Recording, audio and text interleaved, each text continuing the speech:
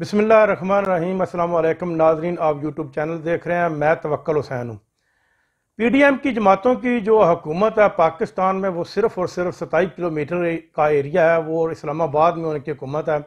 اس کے علاوہ چاروں صوبائی حکومتیں اور گلگت بلتستان اور کشمیر کی میں سیاسی پارٹیوں کی اپنی حکومت ہے۔ میں آپ کو بتاتا چلوں، جس طرح پنجاب میں اور کے پی کے میں، سندھ کشمیر میں اور گلگت بلتستان میں پی ٹی آئی کی حکومت ہے، سندھ میں پیپلز پارٹی کی حکومت ہے، جبکہ بلوچستان میں ان کی ایک اپنی حکومت ہے، کو 3-4 پارٹیوں نے مل کر وہ بنائی ہوئی ہے۔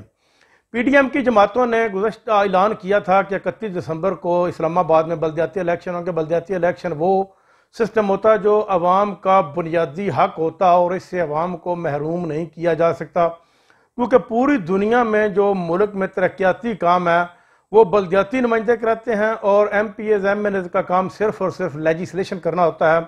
وہ ترقیاتی کاموں میں کسی قسم کی کوئی انٹرفیئرنس نہیں کر سکتے۔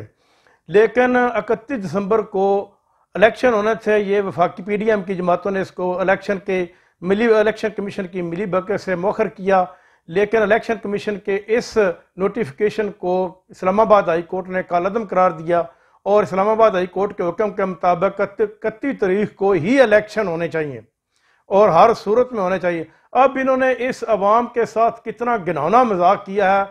اسلام آباد میں تقریباً 3 ایم این اے ہوتے ہیں۔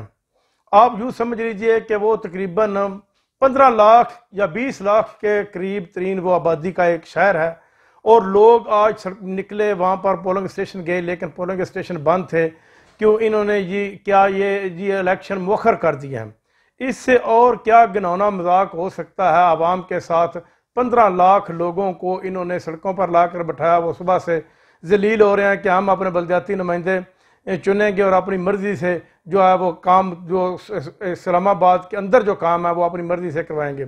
لیکن یہ وہاں کے وزیر داخلہ جو صرف اور صرف جن کا تعلق اسلام آباد کے ایریے سے ہے، رانا ثناء اللہ صاحب، وزیر اعظم شہباز شریف صاحب، وہاں پر بھی یہ الیکشن کرانے سے قاصر ہیں، اس لیے کہ ان کو ہار واضح نظر آ رہی ہے۔ 101 سیٹ ہے بلدیاتی نمائندوں کی، جس میں 63 کے اوپر پاکستان تحریک انصاف کے کینڈیڈیٹ کھڑے ہیں، اور 10 کے 20 کے اوپر تقریباً نون لیگ کے ہیں، اسی طرح 10-20 کے اوپر پیپلز پارٹی کے ہیں، جن کے ان کو کینڈیڈیٹ بھی بلدیاتی الیکشن میں نہیں ملے تاکہ وہ اپنے کینڈیڈیٹ کھڑے کر سکیں۔ عمران خان نے عوام سے پرزور اپیل کی تھی کہ آپ 31 دسمبر کو باہر نکلیں اسلام آباد میں اور اپنے ووٹ کا حق استعمال کریں اور اپنے نمائندوں کو سلیکٹ کریں، لیکن انہوں نے یہ نہیں کیا اور نہ ہونے دیا، صرف اس لیے کہ ان کے جو اسلام آباد کا ایریا ہے وہ بھی ان کے ہاتھوں سے نہ چلا جائے۔ ناظرین، اب تک کے لیے اتنا ہی، اپنا خیال رکھیے گا۔ اللہ نگہبان۔